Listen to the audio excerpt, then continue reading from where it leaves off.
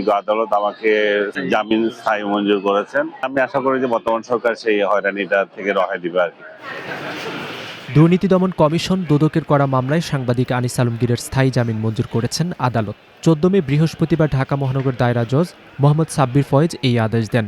একই সঙ্গে ব্যক্তিগত হাজিরা মওকুফ চেয়ে করা আবেদন নাকচ করে সশরীরে হাজিরা দেওয়ার নির্দেশ দেন আদালত। আনিস আলমগীরের আইনজীবী তাসলিমা জাহান প্রথম আলোকে এ তথ্য নিশ্চিত করেছেন।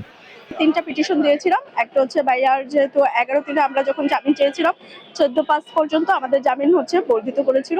সেজন্য যেহেতু আজকে ধার্য তারিখ ছিল আমি স্থায়ী জামিনের পিটিশন করেছি, স্থায়ী জামিন মঞ্জুর করছে। আর সেকেন্ডারি হচ্ছে যে আইনজীবীর মাধ্যমে হাজিরা দেওয়ার জন্য, কিন্তু আইনজীবীর মাধ্যমে হাজিরাটা আজকে মঞ্জুর হয়নি।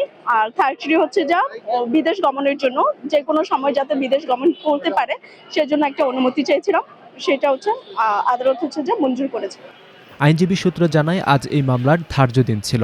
এজন্য আদালতে হাজিরা দিতে আসেন আনিস আলমগীর। তার পক্ষে 3টি বিষয়ে আদালতে পৃথক আবেদন করা হয়। বিষয়গুলো হলো স্থায়ী জামিন, ব্যক্তিগত হাজিরা মওকুফ ও বিদেশে যাওয়ার অনুমতি। আদালত শুনানি নিয়ে আনিস আলমগীরের স্থায়ী জামিন মঞ্জুর করেন, ব্যক্তিগত হাজিরা মওকুফের আবেদন নামঞ্জুর করেন। এছাড়া অপর আবেদনটির বিষয়ে আদেশে আদালত বলেন আনিস আলমগীর 1 মাস বিদেশে থাকতে পারবেন। শুনানি শেষে কথা বলেন আনিস আলমগীর।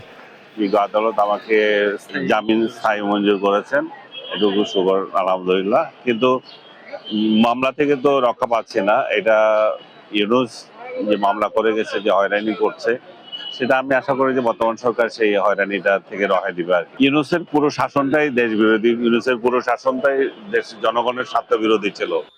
গত 15 জানুয়ারি আনিস আলমগীরের বিরুদ্ধে মামলা করে দুদক। 28 জানুয়ারি তাকে এই মামলায় গ্রেপ্তার দেখানো হয়। গত 11 মার্চ এই মামলায় তার জামিন মঞ্জুর করা হয়েছিল।